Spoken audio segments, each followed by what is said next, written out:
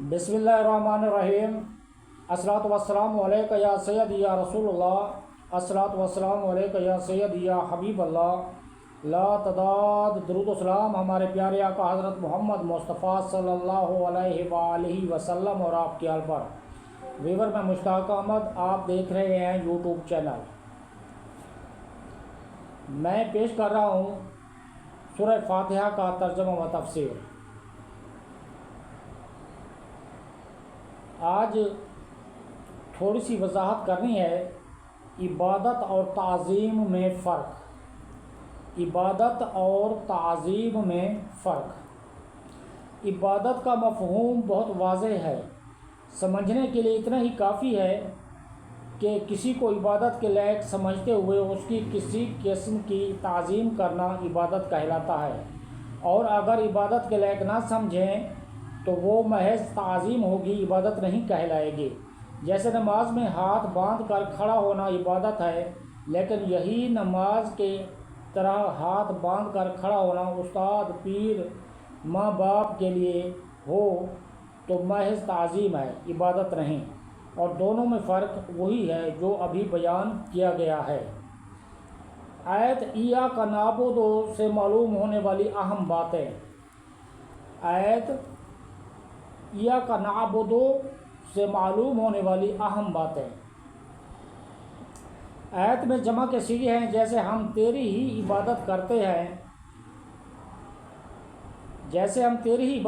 ہیں۔ اس سے معلوم ہوا کہ نماز جماعت کے ساتھ ادا کرنی چاہیے، اور دوسروں کو بھی عبادت کرنے میں شریک کرنے کا فائدہ یہ ہے کہ گناہ گاروں کی عبادتیں اللہ تعالیٰ کی بارگاہ میں اللہ تعالیٰ کے محبوب اور مقبول بندوں کی عبادتوں کے ساتھ جمع ہو کر قبولیت کا درجہ پا لیتی ہیں۔ نیز یہ بھی معلوم ہوا کہ اللہ تعالیٰ کی بارگاہ میں اپنی حاجت عرض کرنے سے پہلے اپنی بندگی کا اظہار کرنا چاہیے۔ امام عبداللہ بن احمد نصفی رحمۃ اللہ تعالیٰ علیہ فرماتے ہیں، عبادت کو مدد طلب کرنے سے پہلے ذکر کیا گیا ہے، کیونکہ حاجت طلب کرنے سے پہلے اللہ تعالیٰ کی بارگاہ میں وسیلہ پیش کرنا قبولیت کے زیادہ قریب ہے۔ اللہ تعالیٰ کی بارگاہ میں وسیلہ پیش کرنے کی برکت۔ اللہ تعالیٰ کی بارگاہ میں وسیلہ پیش کرنے کی برکت۔ ہر مسلمان کو چاہیے کہ وہ اللہ تعالیٰ کی بارگاہ میں کسی کا وسیلہ پیش کر کے اپنی حاجت کے لیے دعا کیا کرے، تاکہ اس وسیلے کے صدقے دعا جلد مقبول ہو جائے۔ اور اللہ تعالیٰ کی بارگاہ میں وسیلہ پیش کرنا قرآن و حدیث سے ثابت ہے۔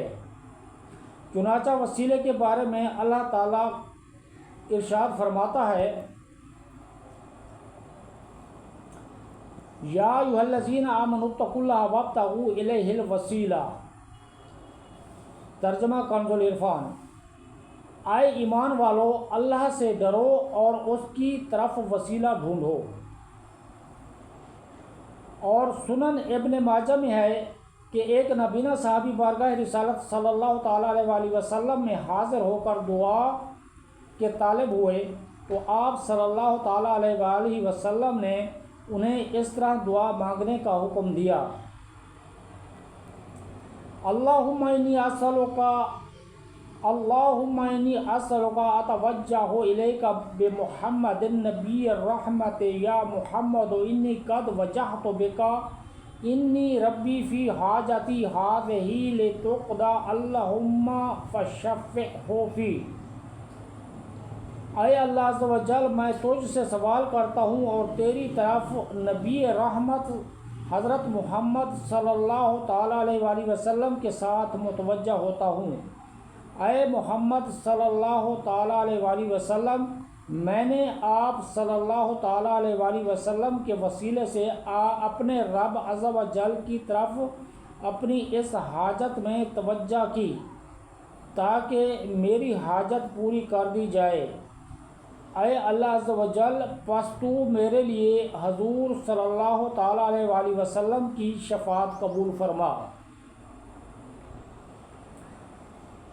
حدیث پاک میں مذکور یا محمد سے متعلق ضروری وضاحت۔ اعلیٰ حضرت امام احمد رضا خان رحمہ اللہ تعالیٰ علیہ فرماتے ہیں، علماء تصریح فرماتے ہیں حضور اقدس صلی اللہ تعالیٰ علیہ وآلہ وسلم کو نام لے کر ندا کرنی حرام ہے، اور یہ بات واقعی محل انصاف ہے۔ جیسے اس کا مالک و مولا تبارک و تعالیٰ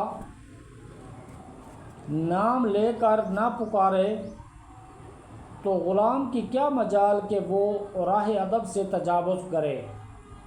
بلکہ امام زین الدین مراغی وغیرہ محققین نے فرمایا، اگر یہ لفظ کسی دعا میں وارد ہو جو خود نبی صلی اللہ تعالیٰ علیہ وآلہ وسلم نے تعلیم فرمائی ہو، جیسے دعائے یا محمد و انی توجہت بک الی ربی، ہم تاہم اس کی جگہ یا رسول اللہ یا نبی اللہ کہنا چاہیے۔